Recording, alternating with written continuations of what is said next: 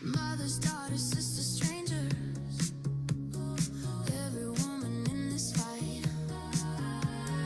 We don't need a crown to lead. We already own the light. Can you feel it in the air now? Something's shifting, something's changing. Happy Women's Day. This is our day to every woman watching. We rise strong and unafraid. We won't look away. Happy Women's Day. This is our day. Oh, oh, oh, oh, oh, we rise. Oh, oh, oh, oh, oh, we rise. Oh, oh, oh, oh, we rise. Oh, oh, oh, we rise. This one's for you, for the ones who kept on going when the world said stay in place. We kept showing. Okay, can we admit people to come in? Are we admitting? We are admitting, yeah, Yes, ma'am. as they intend specify, we are admitting. Okay, because we're starting in 2 minutes. Yeah.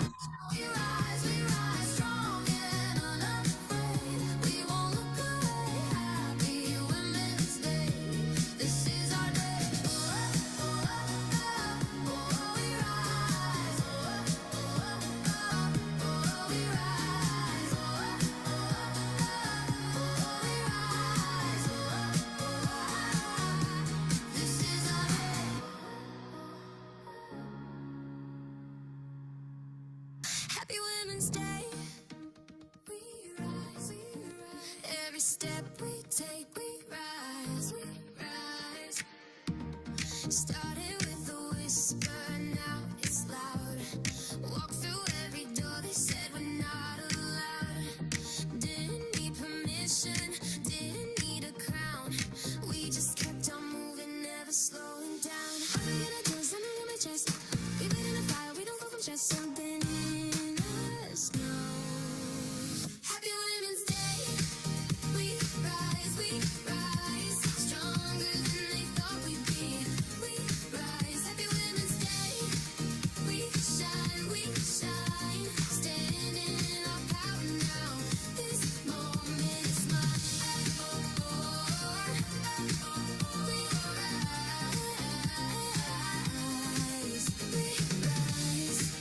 We rise, we shine. We don't wait for Sunday. Sunday starts right here. Every scar a story, every tear a year. Side by side we're building what they say. All right. Watch us write the future. Our music has to go up now. Good evening, everyone.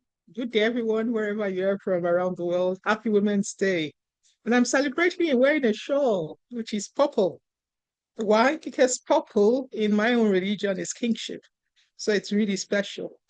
There are two of us on this panel. I'll first introduce myself. We called it a gisting party. A gisting party. So it's a free space. I will introduce myself and she will introduce herself. My own name is Morenika Oluwatoyin Folayan. I have a married name, which is Upong, but I use my maiden name in my academia, and I'm divorced. To also know that I work with at Obafemi Awolowo University. I am 59 years old and looking forward to being 60. On that note, I'll bring in my co-facilitator, friend, sister, and gist partner, Professor Opeyemi Ekundayo. Over to you. You're muted, Ope.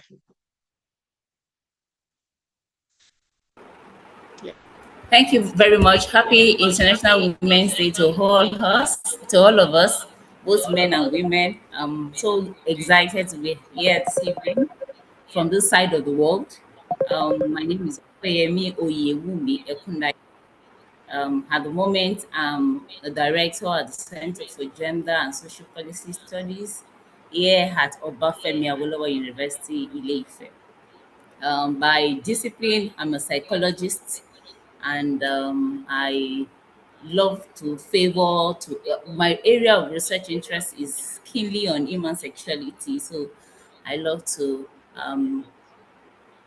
research into or study human sexuality, sexual violence, sexual abuse, intimate partner violence, whatever comes to mind when it comes to human sexuality.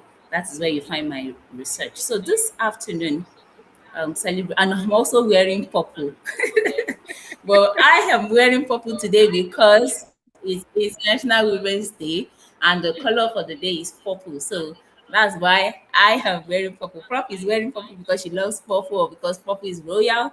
But I'm wearing purple to symbolize the celebration of today. So this afternoon or this evening, we'll be looking at the glass ceiling effects of women in the academia, or women who do research. And that's what we want to research to, what we want to talk about this evening. And the first question that comes to my mind is, as I was thinking about this topic, is what are the roles of women in the academia? What are our roles as women in research? What do we do? Who are we? You know, when we say women in the academia or women in the research world, who are we? Are we different from men? Are we supposed to be different from men? Are there expectations of the society, of our environment that differs from that of men? Mm. Well, so generally, what are the roles of people in the academia? We have three roles, as we were told when we took on this job. Or the people who do research, we are supposed to teach, we are supposed to do research, we are meant to do community engagement or advocacy. And I would add that we are also meant to be leaders. Mm. So these four things are what drives our research, our study, why we are who we are as women in the research world. Having said that, or having listed what we are supposed to be or who we are supposed to be, what our roles are, the question that would then come to mind is, what are these invisible barriers that hinders us from being the best that we can be? And that's what we want to talk about today. We want to talk about those barriers that exist, if they exist, and we also want to ask ourselves and brainstorm and think about how to come off these challenges. How can we be the best that we should be, and the likes. So I will start with some of the barriers that I think exist around us. And one of the barrier that I think is the strongest for me is psychological barrier. um well, maybe because I'm a psychologist, I would want to first think inward before I think outward. So then, so having said that, you then will start to think, what are those things within me that hinders me from being the best that I can be? Aside the fact that my gender as a whole, being a woman, could affect or hinder me. But as a person, your personhood before your gender now, the you in you, how can you be hindered? What can stop you from maximizing the best, maximizing your whole? Being stop you is you. You know, most times we kind of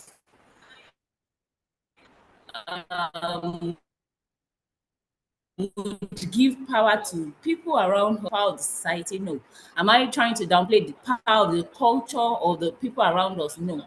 But I am saying that the you that can stop you, the invisible barrier that can stop you as a person, most times lives in your head, most times lives in your mind, most times is what you have accepted from your society, from your environment. No one can stop you except to stop you. So take for instance, of course, as women, you have issues with your husband, you have your husband to answer to, you have your society, you have children to cater for.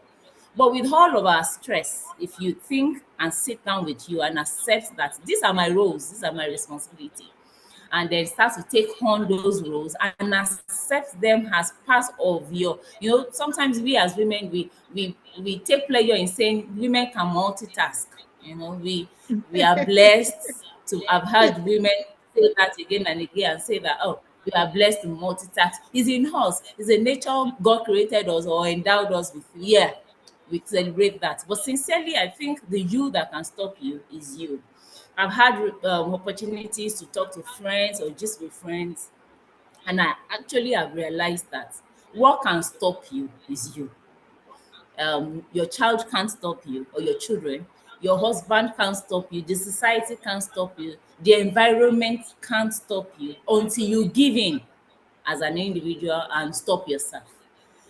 So, on this note, I will hand over the baton to Prof so that I don't go on and on alone. And Over to please you, Ma. do. What do you I'm think? Do you enjoying it. think that do you think that aside you, are there other things that can hinder you as a woman to be the best that you can? I think you raise critical question that caused me to reflect. I do believe, yes, that you is strength. But I also think maybe there's variability in strength. For example, there are some of us that alone you can weather the storm, and some will need 100% to support to weather the storm. And those variabilities exist. But I also think that for many women, ability to weather the storm, you have to take a lot more. And I think being conscious of the fact that you're in a woman in a patriarchal society means that you must look for that support to enable you weather that storm. That recognition of the fact that, yes, within our context, women need more than men, enables you to build that internal resilience very early. I'll raise one or two. I conducted a study. You were part of that study when I was looking at women in the medical practice, and I worked with dentists, and there wasn't a consciousness. I was surprised, and I felt that was something I wanted to study. Within the dental profession, most especially the medical profession, recognized that there was a distinction between male and female in their practice of work. But in the dental profession, most respondents, female respondents, said there was no gender disparity. I was shocked.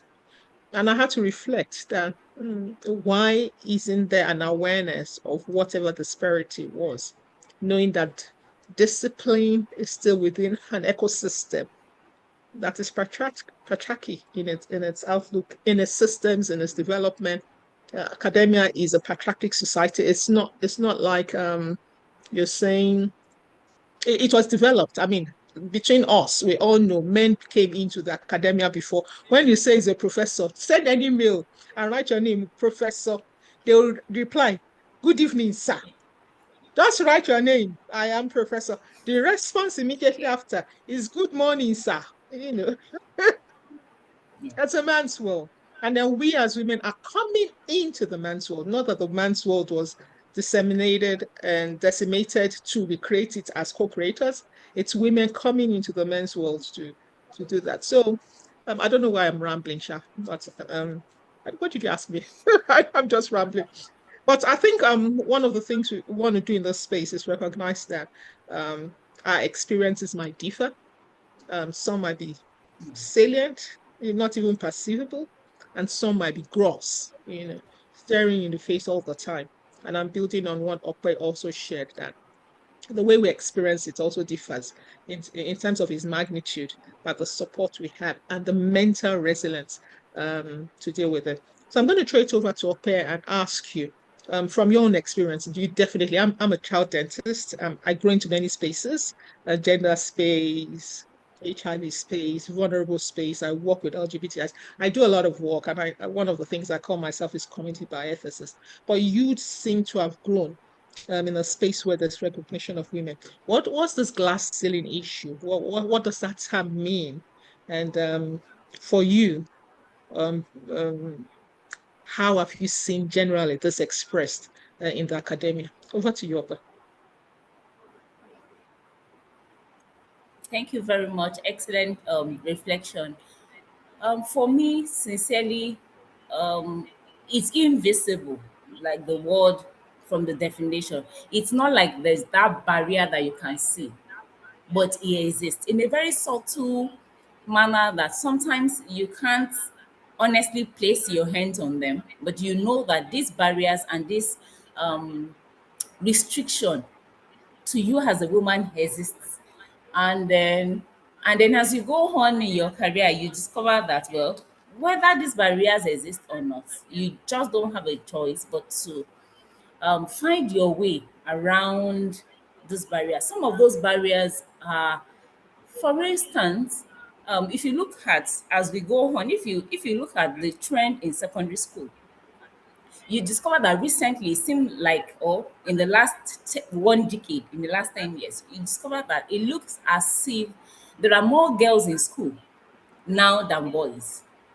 But as you go on the ladder, on the like a pyramid, as you go on the pyramid, you discover that lesser women enter into the university to do their degree.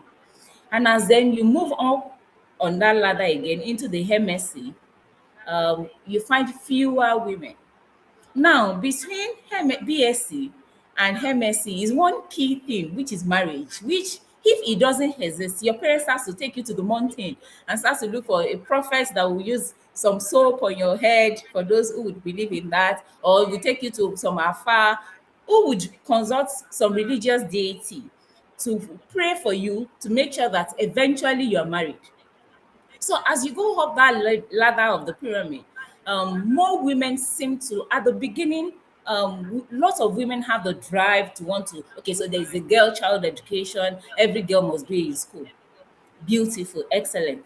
Now, as we go up, yeah, she has SSC certificate, that's school living certificate.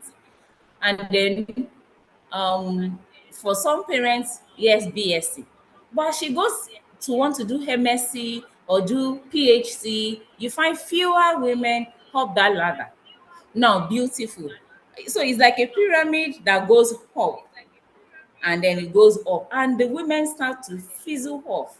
I remember one recently I was having a conversation with one of the persons on our campus, and he was saying nowadays during graduation lots of girls are the ones taking the best prizes. Oh, so the best prize in this, the best graduating student was a girl, blah blah blah blah that. So you in the gender space, what are you doing so that you make sure that women and men are not left out? And I said, well, it's a beautiful thing, women are involved, we are bringing, but as we come up and then we start to marry or we start to want more in life, it looks as if the proportion thins out and then it goes off. And as you get to looking up the pyramid now, looking up to getting CEOs in banks, professors in their field, leaders, people in leadership position, then you don't find the women. Then the question is, where have they gone to? How did they Where disappear? are they? These were the brightest in the, they disappeared into the kitchen, into the space, and that's why There's sometimes I say it's space. in the head. They decide to fizzle off and then give up their dreams for the husband. Is it a sin? No, but don't give up your own dream for somebody else. So all of these then start to make it and that's why it's invisible. It's not a barrier that you can see. It's not like, okay, so in the, for instance, in the academia, it's not like there are rules that says women shouldn't be deans or women shouldn't be HODs or women shouldn't be VCs. But as you go up the ladder, so we came in together, there were four of us as girls, four of us as guys, and then we start to write papers together, we start to go to conferences, and gradually we start to do research. I go to Uyo, I go to Botswana tomorrow, and then like that. And remember that you as a woman will not have, you might not have that energy and that support system to allow you do the traveling. So your mother calls you and says, meaning you know you have not married. So do all of this subtly, enough of this jumping around. As you're jumping around, no guy will marry you if you keep jumping around. So gradually it comes into her head and then she starts to drop her zeal and then it starts to drop off gradually. So it's not like um, there are rules that says women shouldn't be in leadership or women shouldn't aspire to be the best. But there are subtle and unsaid, unwritten rules that gradually pulls you down and starts to say, this is too much. You're too aggressive. You're too zealous. You're too pushy. Take it slowly. Well, be subtle, be soft. As a woman, all you need to do is to be soft. You know, the energy, feminine energy is soft. It's not aggressive, it's not loud, it's not shouting. And then gradually start to fizzle off in that energy space. So it goes, so it's not, and that's why we said it's invisible. It's culturally subtle, it's societal norms that you hear some scholarly people, you hear people who you respect will talk to you as a woman and you wonder, oh, well, it's subtle. So I hope I've not overemphasized the fact that it's subtle. It's not covert. It's not aggressive, but it's just there, like a snake under the green grass, staring you to watch you try to do something big and then strikes. So it's it's a very subtle thing. Thank you, Ma. Over to you. Yes, I mean, as you Do were, you want to add to that? yes, oh, quite a lot, quite a lot. I mean, it got me thinking. But just to remind our audience, two things, please. We are very gender sensitive, appreciating men and women, but acknowledging that today is International Women's Day, and therefore we're focusing on the women's story. Also to note that in another 12 minutes, the space is going to open to you to share your experience, to ask your questions. And if you want to drop questions in the drop box, please, in the chat box, please drop it. It's a 1 hour session, but 30 minutes is going to open up for you into that space. I heard you very much about the subtle, invisible hand. And, when I started working in the gender space, this was one of my greatest findings. So it's invisible, and there's the risk that many people, especially women that have successfully climbed up, don't recognize that it is real for many, many others. Stronger, maybe not for them, but stronger. And when I was doing, well, the first contact I had when I got into the Nigerian Academy of Science, in how many years that place has been, this is the last president was the first woman professor. And then we make this gender advocacy for the nurse engagement. We must stratify that the number. They only admit 10 Academy of Science experts a year, only 10. In fact, it just increased from 3 to 10. This year it was only 9 or something. So it can't be more than 10. So we said, look, there must be a consciousness for the gender stratification. Says, no, women must come by their ability. You must demonstrate your ability. I said, this sounds like people who don't want gender disparity from a sense without understanding the context. That, look, you must strive for that gender equality consciously, actively. It cannot be passive. It cannot be, oh, by their strength, because by their strength, it will fail them. The system will make it fail them, not because, by this glass ceiling, this subtle thing that makes the system fail them. For example, you're in the academia, you are definitely doing, what is it, school run. And then lectures are fixed at 2 o'clock, 3 o'clock, you do school run. That is when Yeah. that we have Senate meeting, the time you're supposed to be cooking for your family. So women will not come for Senate meeting. When the time for Senate meeting is 3 o'clock, 4 o'clock, 5, when they are supposed to be cooking inside, they are going to cook for the husband that went for Senate meeting and comes at 7 o'clock and puts his leg up and say, where's the food? She can't go to Senate meeting with him now because the time doesn't make it work, or, those kind of systems that you, everybody knows, the entire society knows that you're going to take leave, 1 year maternity leave, but it's not really 1 year, it's 4 years because you're going to stay at home to cater for the child. Yet the promotional system doesn't take cognizance that a female has to go with the very responsibility that you get. And then she and the person or a male counterpart that came out, you end up being 8, 12 years behind because you have to give birth to 3 children or maybe 4, you're keeping to the government's regulation. You don't want 12, you have decided it's 4. Each time you have a baby, you're dropping off 3 years and you're going to get the same promotion with Yeah. your guy. It's not going to happen, no matter, So I think for the next 9 minutes, I'll hand it over to you. How have we slowly or steadily or seemingly, or if not, not at all, start, try to address this glass ceiling? And where's the space for the men, to support this drive consciously? Over to you. Thank you very much. Well, I would. You see, I'm stuttering because I don't know how to start to say that. Well, I see men as strong allies, and sincerely, to get this done, we need men to understand that it's not a fight. It's not a fight of we no go gree. It's not a fight of um we are not trying to challenge men to say, oh, okay, so men go and sit down. Is now the women's show.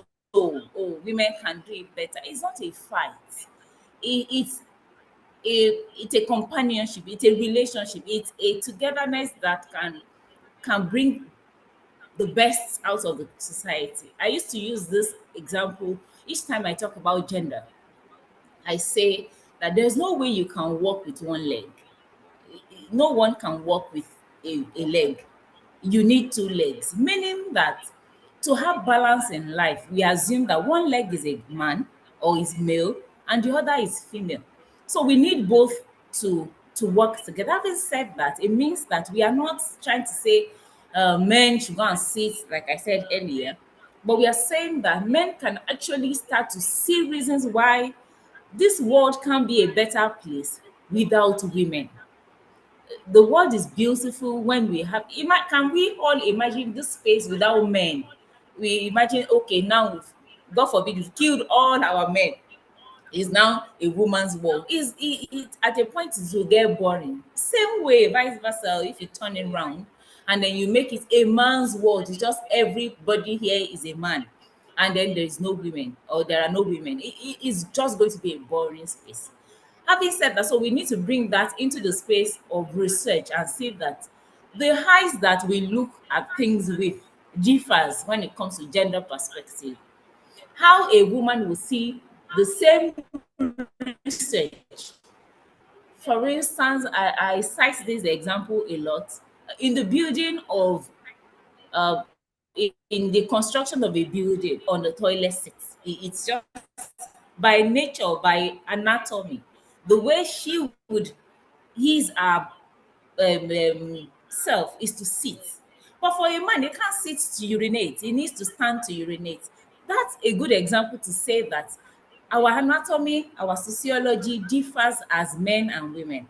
And in understanding this is where we can have the best world.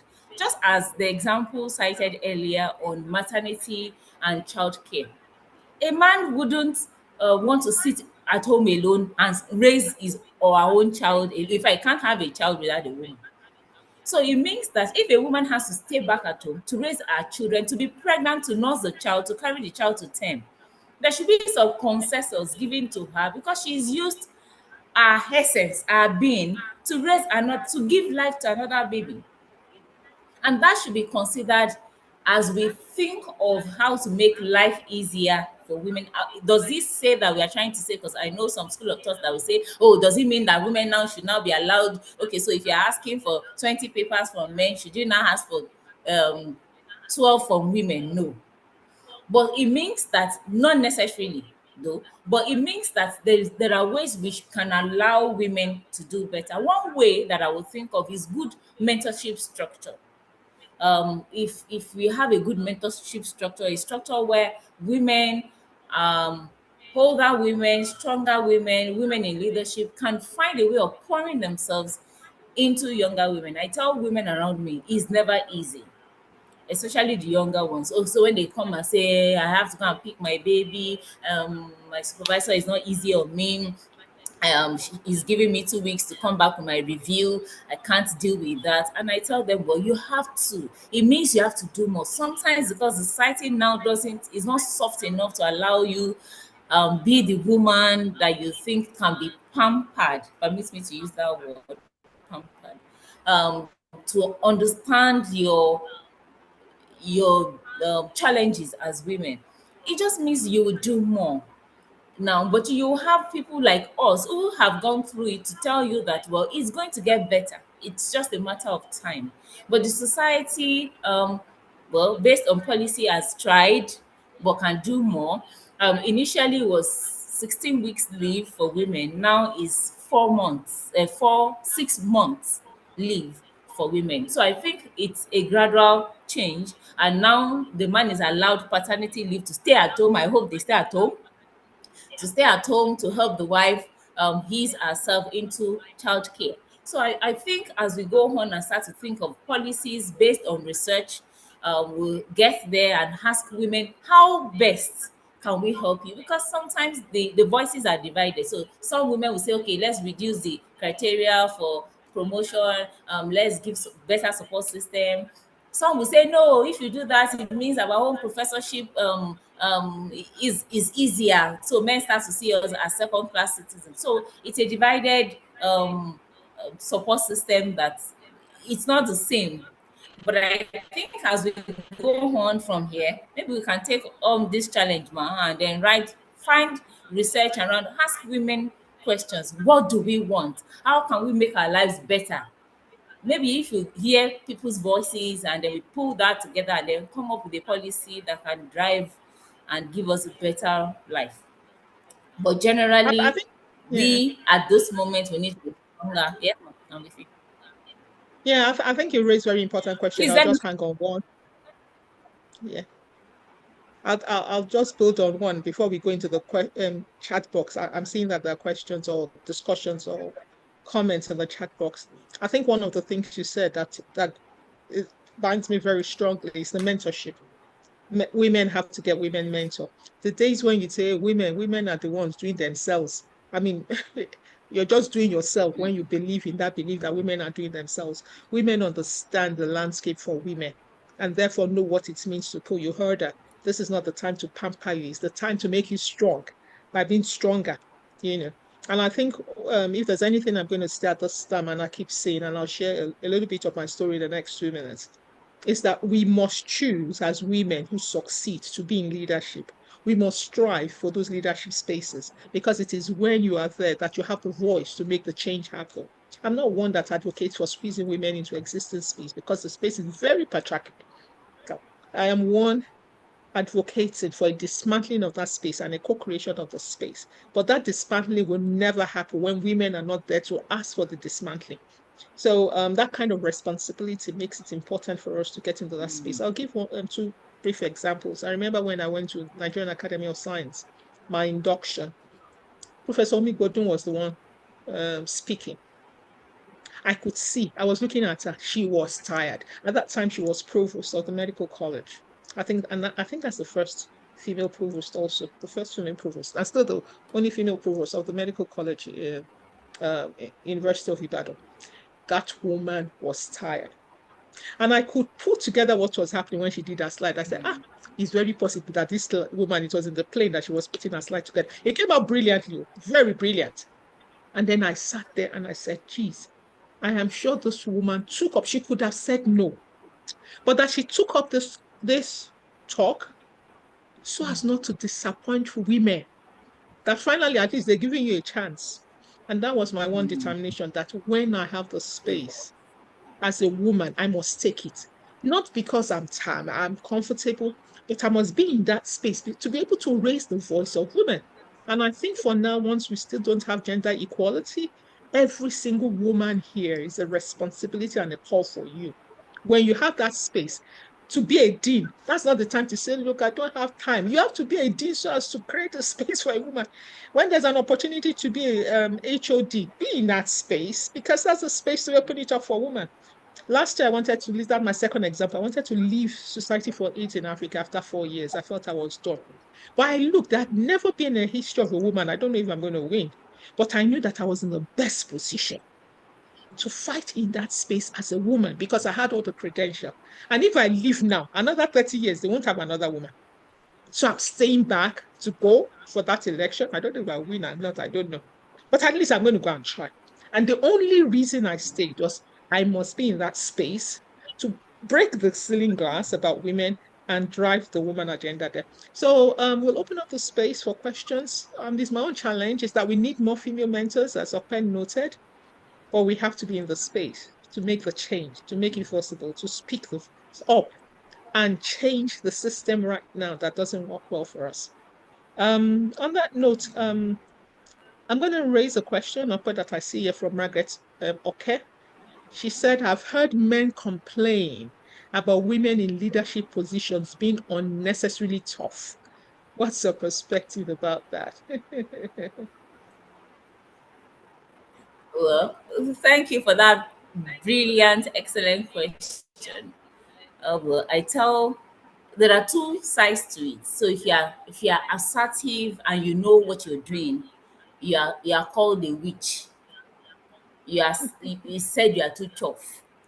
If you are too soft, they call you a weakling. So choose one. Would you rather be a weakling or would you rather be tough? I think tough means you're a superwoman. Tough sometimes means you're doing well. They just don't sometimes don't like your effrontery. Now, having said that, tough doesn't mean rude. Tough doesn't mean being unnecessarily um permit me to say spicy, being unnecessarily rude. But it just means being assertive, being a leader, being you as a leader, and then being unapologetically you. Um, I think that's it. So if you are called tough, it means you are doing the right thing sometimes. But if you are called soft, it means you are a weakling. It's just the way it is. Thank- thanks for Yeah, I sharing think that. that I hope that makes a point for Margaret. And just like Ope said, the very thing a man would do in that office, when you do it, they will call you're hard. It's not as if you're, it's just they don't expect you to be a leader. And then you're a leader and you're performing as a leader by saying no when they should not, it's not as if you're worse off. It's just that on a comparison level, there are those assumptions. But once again, I put it out there, you can't stop. Our generation has not reached the point of equality. And so every female in the academia, it is a call to action. It's not time to stop. It's not time to fall back. That's a time to continue the struggle of how many years now? 100 years, or maybe more, or maybe less. But it's definitely not 3 decades. It's a struggle that we haven't arrived as females, and we have to be in that space to change the paradigm.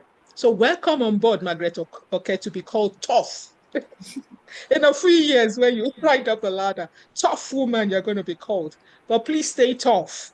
And rather than she's soft, and try her, she's soft, Joe, and make things happen. All right, there's something here, I think, from Oluwayemi Solagunju. He says, this is to appreciate the organizers of this program. There's no harm in soliciting for support. What do you think about that? It is making the work environment friendly for women that's the issue, regardless of your marital status. Do you have anything to say to that? well, I agree with you that there's no harm. Yorubas will say "Igi kan ò dágbó ṣe," meaning that there's no forest without there's no tree. No, it means we need lots of trees to have a forest. You can't have a forest and then it's just one tree. So it means that everyone needs each other. We just need to find your own space, your own safe support space. But there's no harm at all. In fact, you run faster when you stand on people's shoulders, you climb higher and faster than when you have to do it all by yourself. So it's important to have, and that's one thing that many do. They find good mentors, they rise on their shoulder, their mentor takes them everywhere. So he's going to Uganda, he goes with him. He's going to the United States, he goes with him. And then before you know it, he's in the space of his mentor. And then it's like another child is born. But so if we don't have such mentors who will take us up and then pour themselves in us and say, okay, write this paper. This is not how it's written. This is how you should write it. This is not how research is done. Such support is what we need to fly up. And then also to state that support in leadership is important. I've come to recently noted that women don't have a place, somebody else who has been there to go to speak to seek, okay, how should I do it this way? How can I do it? So if you find yourself in that space where you can learn and then people learn from you, it's a good space. So they say, oh, you don't know, Ukpong's children are all over. If you see them, you know they are this, because they know, oh, this is the type of leadership style she used. And this person seemed to be close to her. Definitely, she has mentored her in leadership. And that's how it goes and continues to go. But if you wait to do it alone by yourself, oh, it might take 100 years. So Yes, I support is completely agree with important. you. Completely agree with you. And I'll respond to Ife Oluwa Oyewumi, who says, how do we handle women in position that rather than mentoring and encouraging younger women under them, become envious and oppress young women under them with potentials? I'm going to answer Ife Oluwa. Believe me, it's not a woman thing. And this is the kind of thing we say. You see things around the world, but women in authority who do the same wrong as men are worse stigmatized. They are worse stigmatized than men. It is every single person. And you will soon get there. And I'll tell you one of the things I experienced, and I felt that I was going to work with senior academics to work. If you do not set up systems to enable you support your young ones when they excel beyond you, you will react. You will react negatively. I remember when I was going through my promotion, I met it as a man. My own promotion, the first two promotions were stepped down actually, but the first one, of course, you can say it's a man or a woman, whatever. The man kept boasting that, look, in his own time, he was the only one that became a senior lecturer with 18 papers. I came at 21 papers for the senior lecturer. Of course, they stepped me down for 1 year. But it's like the ceiling glass. It's not obvious, but he keeps boasting that nobody in the faculty had ever been a senior lecturer. He was the only one, it was the one, and he was 18, and I came with 21. They asked me to go and reduce my number of papers. That is not possible that I got 21. How did I do it? I did it at 2 years. So then you continue to succeed and excel beyond them. I would not be hard and envious of my mentees because I have chosen that they must be old, they must be better than me. And that is my pace. But when you are not working that, it's a human thing. It's not a man-woman thing. No. It's a human phenomenon. And if you are not putting structures to enable you celebrate their successes, you will express it. So if you're what I'm sharing here is that it's not a woman. It could happen. It happens. It's not peculiar, but it's not peculiar to women. It's peculiar to a system that hasn't enabled you have. It's just like a woman that has 12 children and one that has no child, and the one that has no child says this one with 12 children is envying him. It's not possible, you know. So I think it's the system that hasn't taught us to enable, people, So be gentle on if it's a personal thing, be gentle on that person, celebrate this person, help them find celebration in your success. Don't rub it on their face. So in those spaces, you talk about them, acknowledge them. And that's one of the things we don't really do. Many times we succeed, we continue to tell the story of our success as if it's alone. But in those spaces, tell their stories with you so that they can find joy in your success and find associations in your success. And that's my thing. I don't know if Ope has any other thoughts on this issue. Okay. Let me look for another. I agree with you on that. We have to be careful as women, like I said, yeah, as you look for. Most times when a woman does things, we don't kind of put it at par with men. So we just judge and then generalize and say women are like this, women are like this. For instance, take it into the political world. So I tell people, Desiani was told to, was we were told that she stole money, and then suddenly there was this diamond bra that she made. And I was wondering, up until now, that diamond bra hasn't been found. So it's just to femininize the what's it called now? To downgrade and to bring about the to kind of what is failing me now, to kind of demonize a woman's power and say, oh, she belongs in a bra world, quote and unquote. And you could imagine, okay, she didn't buy a yacht, she didn't buy a plane, she didn't buy. So usually a woman is that way. She's evil, she's rude, she's nasty, she's lazy. Those are the words used for women most times, just to pull you down. You're the one that will say, no, I am not like that. Thank you, ma'am. Thank you very much. Linda Odipo wrote something here that I wish I had met you earlier. This is an opportunity for every woman to become. Many women put many women put their fellow women down.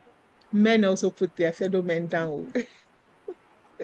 Men also put their fellow. You should be in the place where they are gossiping. You would leave. You won't even be able to see that. What is this? Men destroy men. Oh.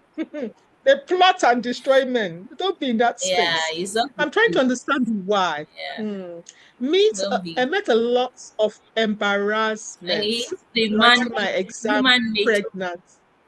It's Yeah, human I think nature. it's So thanks for the opportunity to it's know that we human can nature. become, despite the glass ceiling effect, great professors. Olukayode says assertive and knowing what you're doing. Those are the right words. Thank you. Bolanle Olawale says you are right, man. Um, assertive and firm. Okay, so we have something here. It's nice to have you here, Professor Omoni Yeson. He says, thanks for putting this together. Women generally put attention to details. Oh, yes. I wish you could open your mic and talk about this. She has been a dean. And I think she's the first female morbid anatomist professor in Ife. Plus, if you can put off your mic and share your thoughts, that's very important. So thanks for I putting need to this together. unmute her. She's going to come. Okay. Women generally put attention to details. Once you get your information correct and you can't be intimidated, then they call you tough. Okay. Yeah, Is she yeah. unmuted? If she wants to say something. Welcome, Professor Amani. Yes. Are you unmuted? Thank you. Yes. Okay.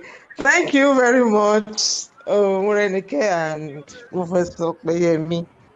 Just listening to the discussion and just breaking the glass ceiling, I can talk about, just like you said, I'm the first female to enter mobile anatomy and finish my residency program.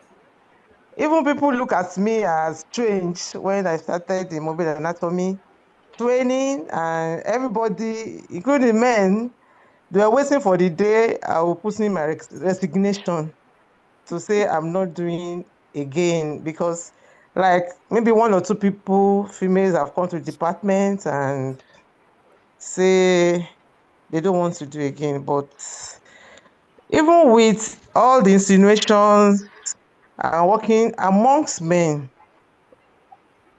I was able to finish up. Although it's not easy, it is not easy. You have to, yes, you have to put more effort. And then sometimes when you want to go on leave, they will not. I can also say that I was the first resident that went on leave in my department, because before then, residents don't go on leave. But it's a statutory thing. Why should not residents not go on leave? That I must go on leave since I'm not doing anything that is contrary to civil service rules. They say if you go, you miss your call duty. I said if it's the call duty, then no problem, but I must go on this leave. I went on leave, I missed my call duty, but since then, everybody in that department have been going on leave. This is more than 20 years ago. Because sometimes you have to put your feet down, fighting what is right. And once you put your feet down and fight what is right, other people will follow you, including men. Door opens. Yes. The door opens. Including men, they will follow you. They just want somebody to bail the cat. So once you say it, okay, it's right, that's right, that's right. I say, okay, you just want somebody to build the cat, but in doing that, you also have to watch your back, because sometimes people that tell you to push you up or push you They forward, disappear. when the battery is hot, you just find out that there's nobody behind you. So you have to I know. do things with wisdom, so that you don't just find yourself in a situation that Yeah. you you you cannot handle. But generally, women have to put in a lot. I saw what MEC wrote, that sometimes women, they think that because you're a woman, that you things are you reduce the criteria for you. And then sometimes when people see you, oh, you're a female professor, they think the criteria they use for you is different from what they use for another colleague in your department. And sometimes you have to put that down. Yes. That's why I will not support the fact that they reduce the criteria for females in getting to a position compared to males. Because when you get to that position, as you are starting yourself in that position, somebody will remind you, yeah, they only use 20 papers to promote you, while the one for other professors is 30 papers. So you are more or less a mini professor, so to say. People say all sorts. When you get there, somebody will tell you they're professors and they are professors. But as a woman, you must know Yeah. your onions. You should not allow anybody to talk you down, or as you show respect to people, but you know who you are. Who are you?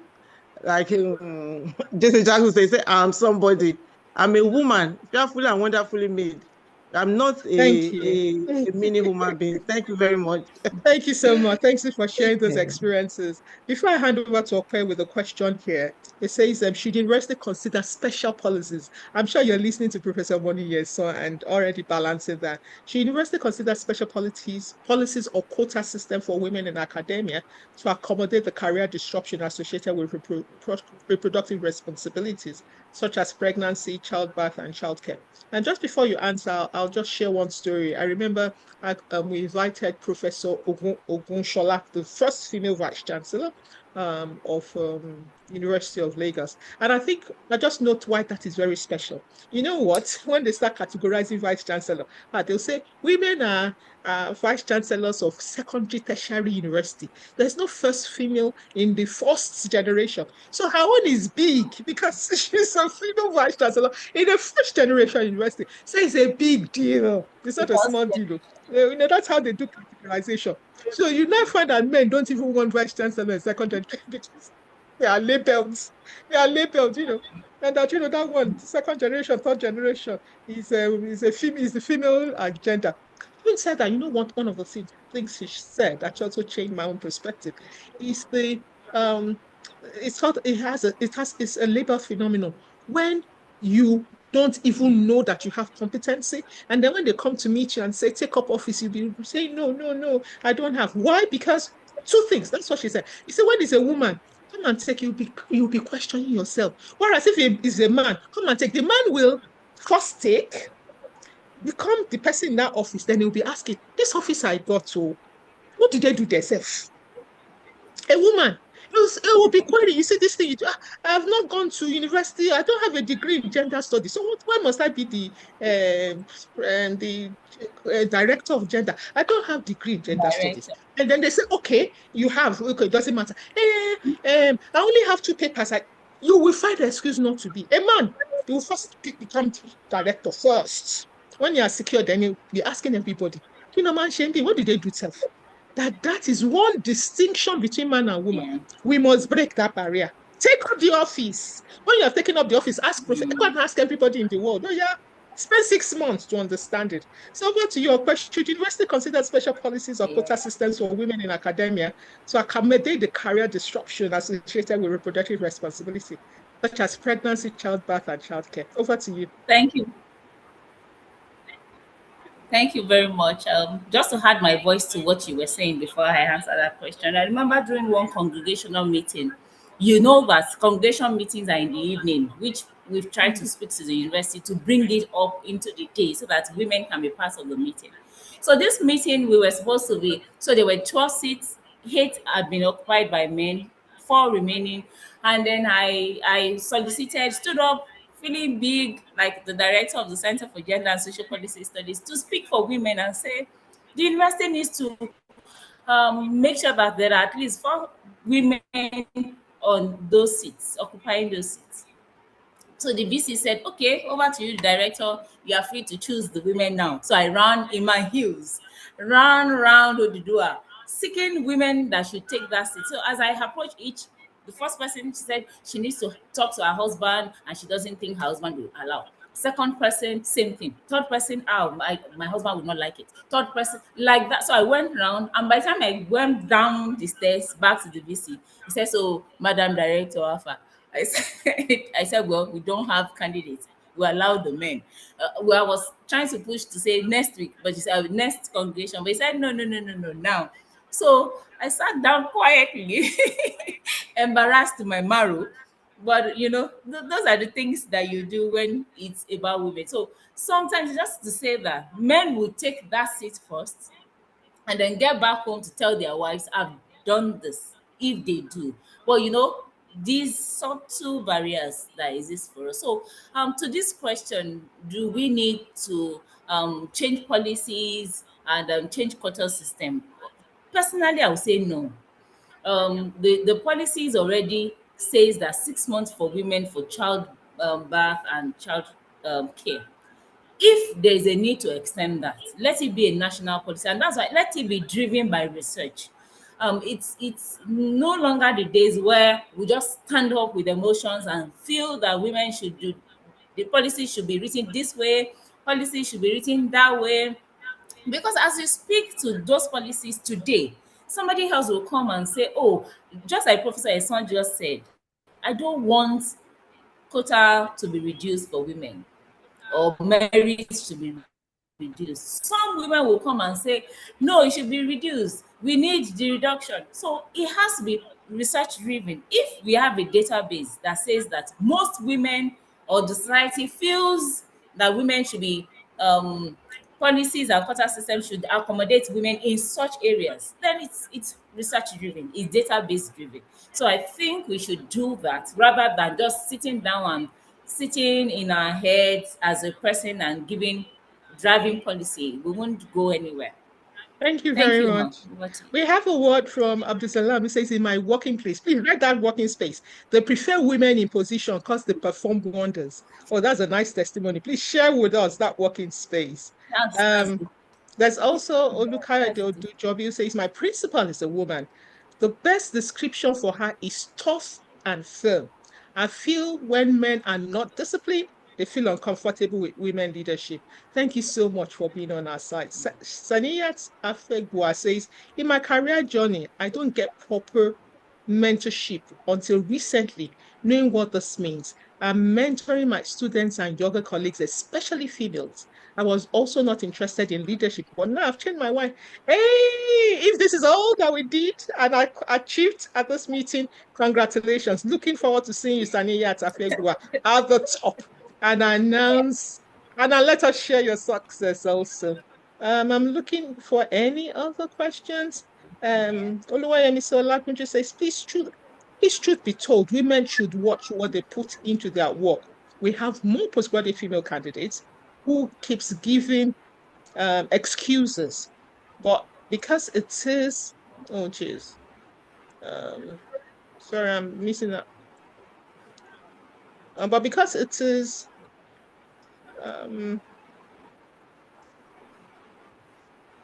sorry. But because it is a female route, the supervisor, I'm sorry, I'm not reading it properly. Could you help me with the reading? But because it is a familiar route, the supervisor will be labeled wicked if she demands for diligence. So the fact that we are female doesn't mean we should be indiligent in our work.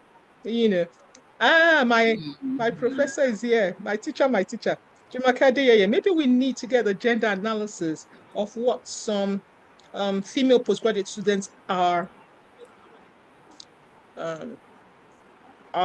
showing that behavior.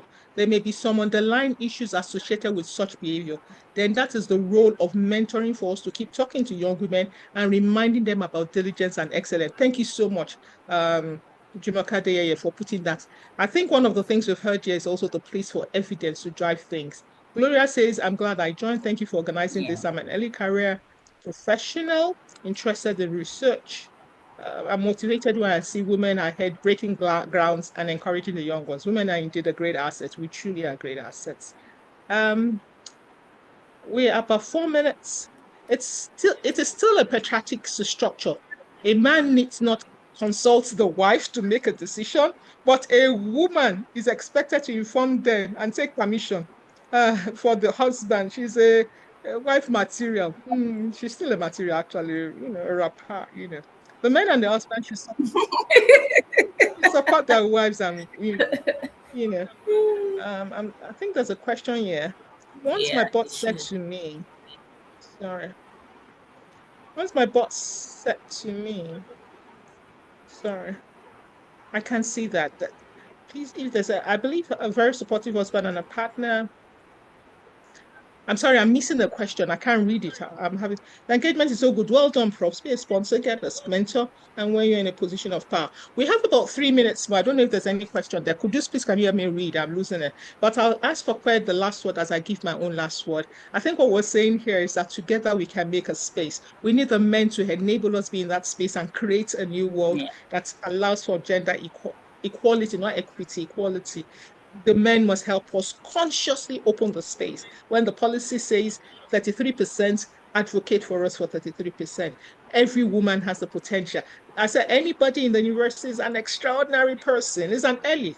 The world tells us that only 18% in Nigeria of women eligible for universities are actually in the university space. Only 18% of those that should be.